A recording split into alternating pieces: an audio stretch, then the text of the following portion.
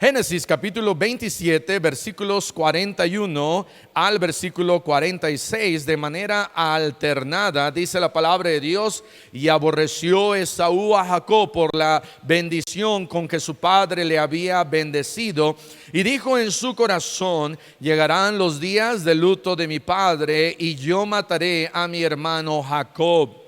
Y fueron dichas a Rebeca las palabras de Esaú su hijo mayor, y ella envió y llamó a Jacob su hijo menor, y le dijo: he aquí, Esaú tu hermano no se consuela acerca de ti con la idea de matarte.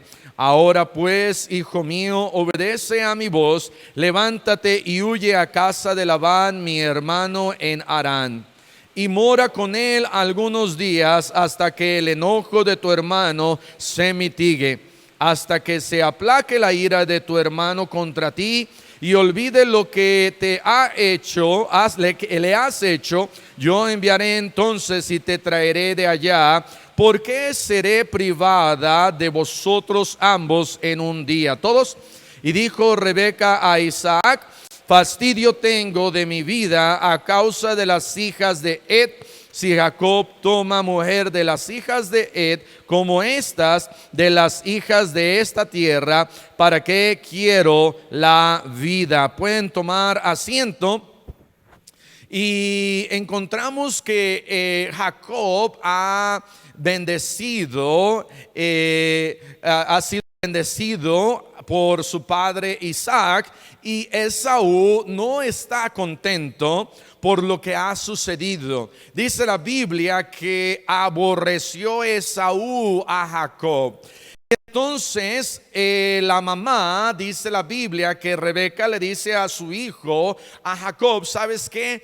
Quiero que te vayas allá a la casa de mi hermano en Harán, de donde eran ellos, y te refugies allá, porque tu hermano te quiere matar. Es interesante como dice en el versículo 44: mora allá algunos días, mora con él algunos días. Estos algunos días se convirtieron en 20 años. 20 años, no 20 meses.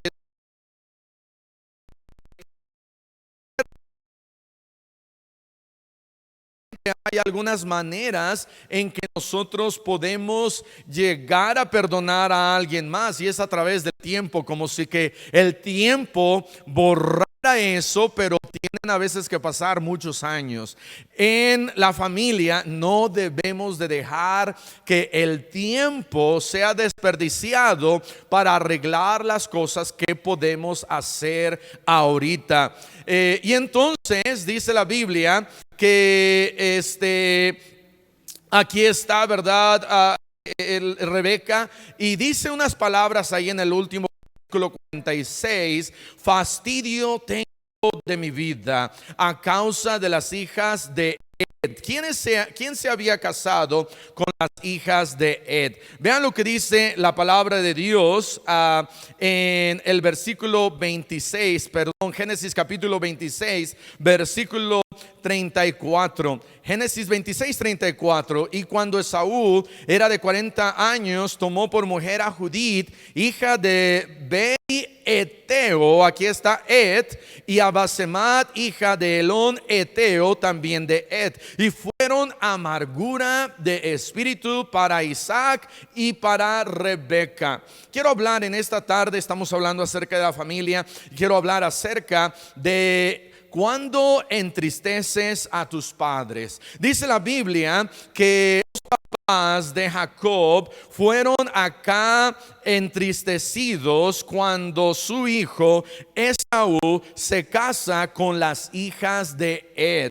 Y cuando se casa con las hijas de Ed, mujeres que eran de ahí, de la tierra de Canaán, de los heteos, no estaban contentos, ni siquiera tristes. Dice la Biblia que tenían amargura de alma. no era que ella estaba amargada, pero cuando dice la Biblia que tenía amargura, era que era una profunda tristeza en su corazón. Y ahora cuando está hablando con su hijo y ahora lo está mandando a Labán, ella sin querer lo estaba mandando a una tierra en donde su hijo podía encontrar esposa, porque dice: fastidio tengo de mi vida a causa de estas mis nueras que son incrédulas, estas mis nueras que son de la tierra de Canaán, estas mis nueras que no conocen a Jehová Dios.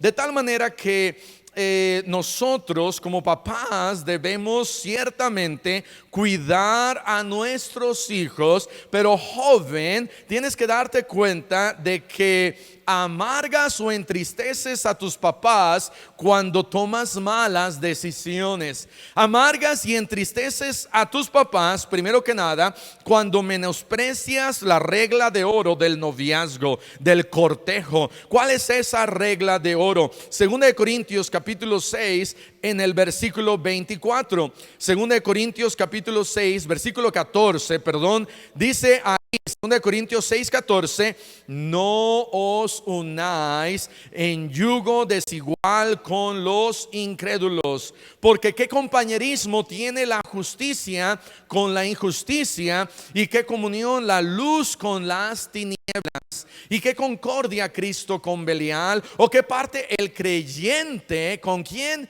con el incrédulo. Dios aquí está haciendo una clara diferencia entre el creyente y el incrédulo.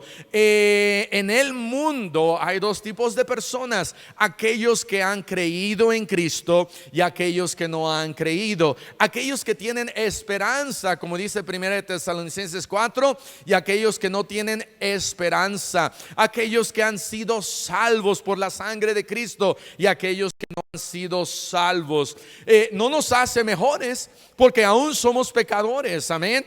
Pero la dirección que tenemos sí es mejor, porque la dirección que tenemos ahora es el cielo, la vida eterna, calles de oro. Pero dice acá que no os unáis. Vamos a seguir leyendo qué parte tiene el creyente con el incrédulo. Versículo 16: ¿y qué acuerdo hay entre el templo de Dios y los ídolos? No hay ningún acuerdo, porque vosotros sois el templo del Dios viviente. ¿Sabes, joven? Tú eres el templo del Dios viviente. Cristiano, tú eres el templo del Dios viviente. Si Cristo vive en tu corazón, tú eres el templo del Dios viviente. Por eso no deberías de meter alcohol, porque eres el templo del Dios viviente. No deberías de meter drogas, porque eres el templo del Dios viviente. No deberías de meter humo, fumar, porque eres el templo del Dios viviente. No deberías de meter cualquier cosa que perjudique tu salud de alguna forma, o aún de manera pecaminosa, porque eres el templo del Dios viviente. De tal manera que, continuando leyendo, dice acá: somos templo del Dios viviente, como Dios dijo: habitaré y andaré entre ellos y seré su Dios y ellos serán mi pueblo. Versículo 17: por lo cual salí de de ellos y apartaos, dice el Señor, y no toquéis lo inmundo, y yo os recibiré. Somos un pueblo escogido, un pueblo santo. Y joven, cuando menosprecias esta regla de oro de citar con un incrédulo, estás tú menospreciando a Dios. Estás menospreciando que eres templo del Dios viviente. Estás menospreciando el hecho de que Dios dice: mira, no van a estar bien aquí las cosas. Tú eres cristiano, eres hijo de Dios, y aquella persona no ha creído. Pero el problema es cuando empezamos nosotros a tratar de encontrar alguna excusa, y decimos, no, pero yo lo puedo cambiar, yo lo puedo transformar, yo voy a estar orando por él. ¿Acaso Dios no tiene poder? Sí, Dios tiene poder, pero también tiene mandamientos y reglas, esta regla de oro que debes de seguir. Por lo tanto, no cites con un incrédulo. Mi pastor decía él, y lo daba en una forma bien sencilla. Él decía, jovencita, en este caso jovencita, si tú estás citando con un muchacho que es incrédulo, imagínate que esto es ese muchacho, lo único que tienes que hacer es esto: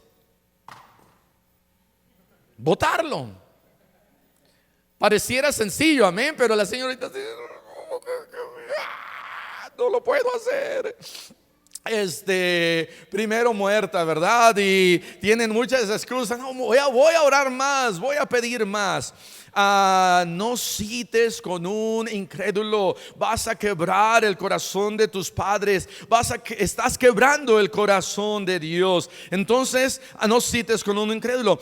También ten y busca la bendición de tus padres. Quizás ese muchacho, esa muchacha joven, quizás es cristiano, quizás es creyente, pero también no todos los cristianos creyentes son aptos para ti o la voluntad de Dios para ti. Tú tienes que tener la bendición de tus papás. En el momento en que tú vayas con tu papá, con tu mamá, y tu papá o tu mamá diga, ¿sabes qué? Este muchacho no está bien. Tú deberías de estar dispuesto, ok mamá, ok papá, voy a hacer lo que tú dices. Lloras unos 2-3 días y ya. Amén. Pero necesitas la bendición de tus padres, necesitas el reconocimiento, el que tus papás como un juez da la aprobación y dice está bien, o dice no está bien. Y cuando tu papá y tu mamá te da esa aprobación, dale gracias a Dios, sigue buscando al Señor, pero también busca el consejo de tu pastor. Busca el consejo de tu pastor. Antes de casarme fui con mis papás, hablé con ellos, les torcí el brazo y les dije cuánto yo me quería casar con Nicole, y mis papás me dijeron que sí. Después fui con su papá y su papá me dijo también que sí. Esa misma noche hablé con mi pastor y le dije, pastor, ¿sabe qué? Me quiero casar. Y mi pastor dijo que sí. Hablé con el pastor de ella. El pastor de ella dijo que sí. Tenía ya todos los permisos. Y entonces fui un día 2 de febrero de 1999 y nos comprometimos. Y entonces busca la bendición de tus padres, busca la bendición de Dios, busca la bendición de tus padres, busca la bendición y el consejo de tu pastor. Tu pastor puede saber algunas cosas que tus papás no sepan. Quizás llegó un joven y era asesino, y tú ni lo sabes, y el pastor lo sabe, y entonces te dice no te cases con ese muchacho. O al revés, porque ahora hay asesinas, entonces te puede salvar la vida. No menosprecies esa regla de oro. Entristecemos a nuestros padres jóvenes, los entristeces cuando fallas en reconocer esa regla. Estas hijas de Ed, y no solamente era amargura, en cierta manera no las aguantaba a Rebeca. ¿Por qué? Porque veía los sacrificios que ellas hacían a esos dioses paganos. Y cuando tú conoces a Dios y tú conoces a Cristo, y viene alguien más y quiere llevar ahora a los nietos, ¿verdad? Y quizás hacer una primera comunión o un bautismo de bebés o algo que tú dices, eso no está bien, eso trae tristeza, de tal manera que no menosprecies eso. Número 2, cuando entristeces a tus padres, cuando menosprecias razón y no entiendes razón. Y dice la Biblia, vea lo que dice Proverbios capítulo 10 en el versículo 1. Proverbios capítulo 10, un dolor tu padre. Dice, no seas amargura a la que te dio a luz, a tu mamá, que tiene que hablar contigo constantemente y decirte hijo y decirte hija, entiende qué pasa contigo, por qué no obedeces, por qué no lees tu Biblia, por qué ya no quieres seguir a Dios, por qué te estás apartando, y te está tratando de hacer entrar en razón.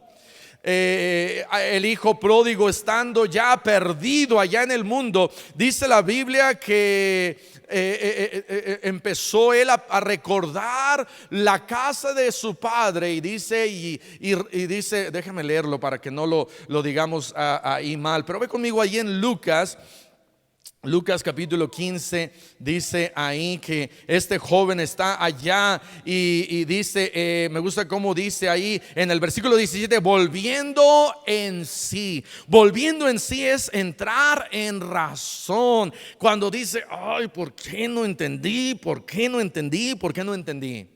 Y lo que Dios quiere es que, joven, tú entiendas razón, que entiendas y no seas pesadumbre a tu papá, amargura a tu mamá. Pero ¿por qué son necios los hijos? Mucho de esto también como papás tenemos culpa.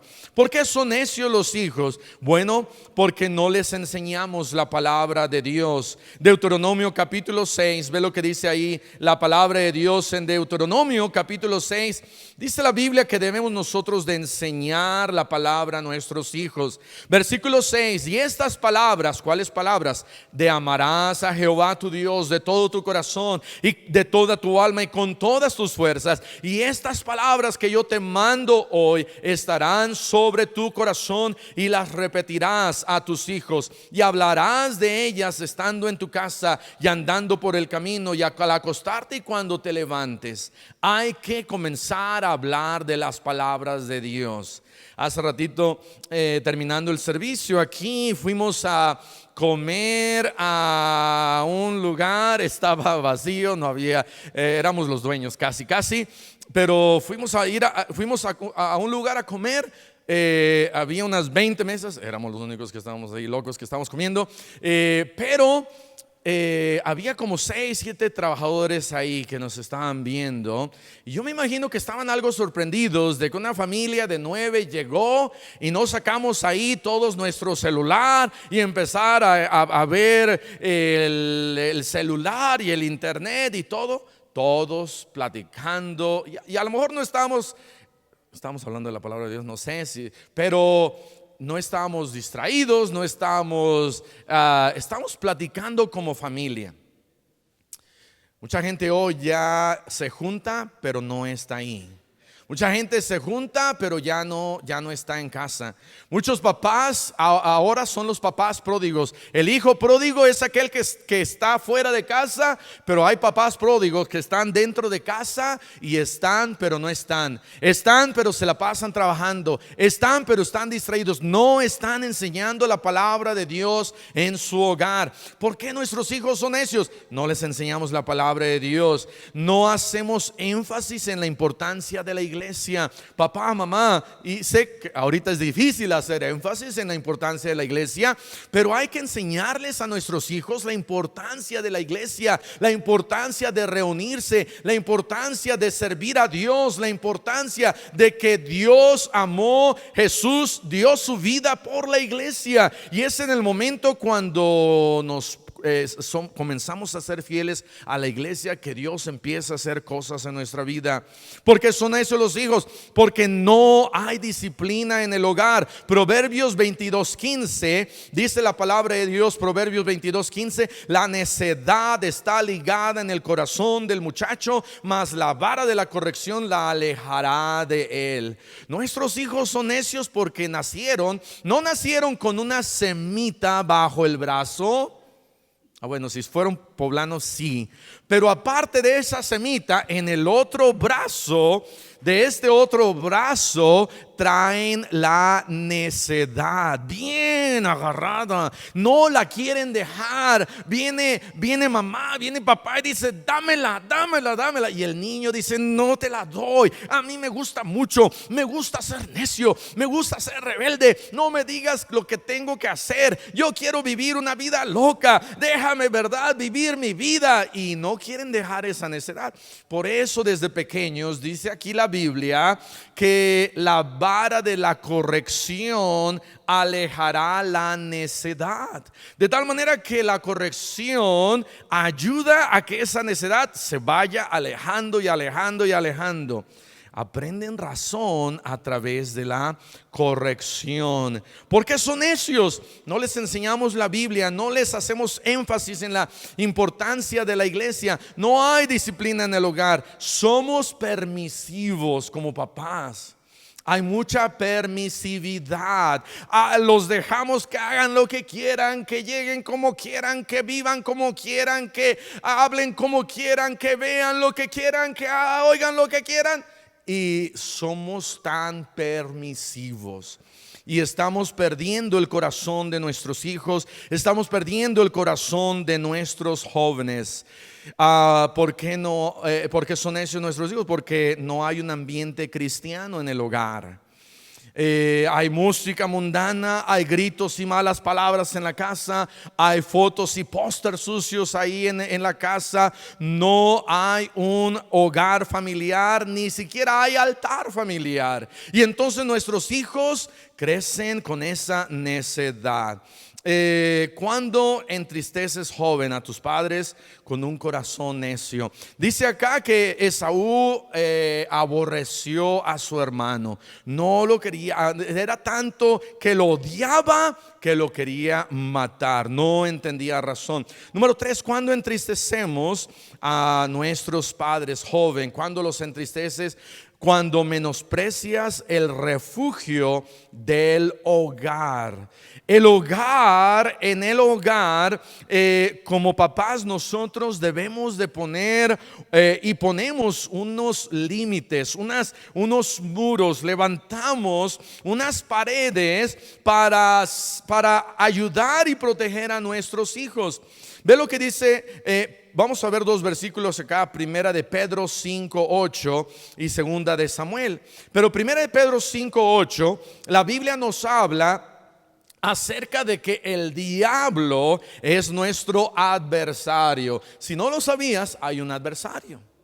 Sí, tenemos nosotros dentro de la casa, está la necedad, está un joven rebelde, está un joven que no quiere tener razón, pero allá afuera hay un adversario. Y ese adversario, dice aquí en 1 Pedro 5:8, anda como león rugiente anda alrededor buscando a quien devorar. Y él quiere devorar, y él quiere apresar, él quiere tenerte en sus manos. Como papás debemos nosotros también estar nosotros velando. Por eso dice acá, sed sobrios y velad. Dice la Biblia que el diablo está como un león, y no solamente como un león, sino que está rugiendo. Y un león rugiendo suena más fuerte que un gatito en la azotea o que un perrito aullando. Un león rugiendo suena muchísimo más fuerte. Por lo menos cuando hay un león rugiente, escuchamos que hay un león rugiente. No dice un menino, no dice un gatito que está ahí escondido, es un león rugiente. De tal manera que como papás estamos escuchando a aquellos leones rugientes que hay allá afuera. Y como joven, tu papá, tu mamá quiere protegerte de este adversario que está allá afuera. Pero tú dices, no, aquí en mi casa, y te quieres salir y te quieres ir y no quieres estar ahí en la protección del hogar, en la protección de tus padres, en la protección de lo que como papás deberíamos de hacer. Tenemos a nuestro Dios, y nuestro Dios de la misma manera quiere protegerte, cuidarte. Él quiere lo mejor de ti. Ve lo que dice 2 Samuel 17:8. 2 Samuel 17:8 dice aquí: y añadió Usai: tú sabes que tu padre y los suyos son hombres valientes y que están con amargura de ánimo, como la osa en el campo cuando le han quitado sus cachorros. Además, tu padre es hombre de guerra y no pasará la noche con el pueblo. Y bueno, regresando aquí a este dicho, está hablando acerca de una hoz en el campo que está amargada de ánimo. ¿Por qué? Porque le han quitado sus cachorros. Amargamos y entristecemos a nuestros padres cuando nos salimos de esa protección del hogar, cuando no nos damos cuenta que el diablo anda como león rugiente, cuando menospreciamos el hogar cristiano que tienes. Joven, dale gracias a Dios que vives en un hogar cristiano.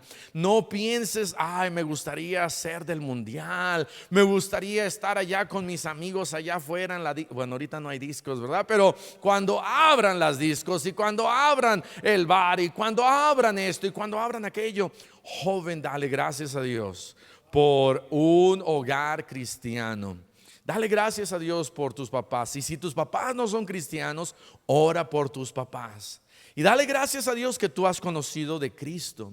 Y dale gracias a Dios de que quizás eres el primero, pero no digas soy el único. Di soy el primero de muchos. Muchos más pueden ser cristianos. Mi esposa, ella fue la primera en su hogar, y después mi suegro, luego mi suegra, y por ahí anda mi cuñada, y poco a poco. Pero no digas, wow, soy el único, así como Elías, ay Señor, soy el único. Dale gracias a Dios. Y si creciste en un hogar cristiano, dale gracias a Dios. No menosprecies el hogar cristiano. No menosprecies cuando tus papás dicen vamos a ir a la iglesia. No menosprecies cuando tus papás dicen vamos a leer la Biblia, vamos a seguir a Dios. Y cuando veas que ellos se están desanimando, anímalos también. Porque los papás a veces se desaniman, se entristecen, ya dicen, ya no aguanto a este joven, ya no sé qué hacer. Y de repente tú puedes como hijo decirle, papá, mamá, perdóname porque no he estado obedeciendo. Perdóname porque te he estado gritando. Perdóname porque he estado llegando a medianoche. Perdóname porque he estado faltándote al respeto. Yo no sé qué sea, pero dale gracias a Dios porque vives en un hogar cristiano. No menosprecies el refugio de ese hogar cristiano que Dios te ha dado. Regresando, bueno, vamos a ir a Efesios capítulo 2, versículo 8. Cuando entristeces a tus padres, cuando menosprecias el regalo de Dios. ¿Cuál es ese regalo de Dios? Es la salvación. Ningún padre quiere que sus hijos se pierdan. Ningún padre quiere que sus hijos no conozcan a Cristo como su Salvador. Estuve hablando con alguien que me estaba contando, pastor, mi hijo se fue al mundo y anduvo allá en el mundo muchos años, y de repente hubo una balacera, le pasó una bala de aquí, le salió por acá, 3 balazos, uno en la cabeza, uno en el hombro, uno en el pie, pero sobrevivió. Y después de que sobrevivió, se comenzó a acercar a Dios, encontró una iglesia y ahora anda evangelizando y ahora anda predicando. Fue salvo, dice ella, y ahora anda en los caminos de Dios. Y esa tristeza que ella tenía al ver a su hijo alejado, al ver a su hijo en el mundo y en drogas y en todo eso, ahora su hijo había regresado a los caminos de Dios y estaba bien contenta, y gloria a Dios. Pero joven, no esperes a que te pase algo así. Cuántas mamás y cuántos padres, cuántos papás, sus corazones están en amargura, no amargados, pero en amargura, en un dolor de tristeza profunda, porque sus hijos no andan en la verdad, porque sus hijos ni siquiera son salvos. Papá, si tus hijos están en tu hogar, asegúrate que son salvos, asegúrate que han aceptado a Cristo. Efesios 2:8 dice, porque por gracia sois salvos por medio de la fe, y esto no de vosotros, pues es don de Dios. La salvación es un regalo de Dios. Romanos 6:23 dice, porque la paga del pecado es muerte, mas la dádiva de Dios es vida eterna. ¿Qué es una dádiva? Una dádiva es un regalo. Y joven, menosprecias a Dios y entristeces a tus padres cuando no tomas en cuenta este precioso regalo. Este precioso regalo de la vida eterna. En el momento en que tú seas salvo, tienes que asegurarte que vas con tus padres y les dices que fuiste salvo. Hace años en una temporada que fue de acción de gracias, me invitó un amigo, David Jones, me invitó para ir a Iowa unos días y tenemos como unos 3-4 días de jueves, viernes, sábado, domingo, como 4 o 5 días de vacaciones. Fui a Iowa con David y ellos tienen una mecánica, su papá es mecánico, él es mecánico y tienen unas grúas. Y en una ocasión, cuando estábamos, uno de esos días, cuando estaba ahí, me dijo, mi amigo dice, hey, me están hablando por teléfono, pero no entiendo, ¿puedes escuchar? Y ya dije, bueno, me dijeron, no, oiga, ¿sabe qué? Estamos acá en el freeway y necesitamos que alguien nos venga a recoger una grúa porque no prende el carro. Y entonces ya le expliqué a mi amigo, fuimos por él y yo era el traductor. Los trajimos, los remolcamos hasta el taller mecánico y mientras estaban arreglando el carro, tuve la oportunidad de hablarle a este muchacho de Cristo. Él venía con otros 2 muchachos y ya era un muchacho ya grande, unos 25, 28 años. Yo tenía como unos 20 años y él aceptó a Cristo. Pero él me dijo, ahora entiendo. Dice, ahora entiendo qué quería mi mamá decir con que, hijo, estoy orando por ti. Y el día en que tú seas salvo, quiero que tú me llames, por favor. Y dice él, me lo decía, nunca quise entender. Dice, pero ahora entiendo lo que me quería decir, que es la salvación. Dice, le voy a hablar a mi mamá. Y tomó el teléfono y le habló a su mamá y le dijo, mamá, adivina qué.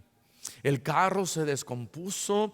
Yo no sabía por qué se descompuso el carro, pero ahora ya sé por qué se descompuso. Porque Dios quería que viniéramos a este taller y que este japonesito bien hermoso, amén, me habla, no dijo eso, pero sí dijo que alguien me hablara de Cristo y que yo pudiera recibir a Cristo como mi Salvador. Y te estoy hablando porque he sido salvo. Y wow, qué hermoso momento cuando él reconoció que lo que él había hecho era algo por lo que su mamá estaba orando y le decía, hijo, yo estoy orando por ti para que un día seas salvo.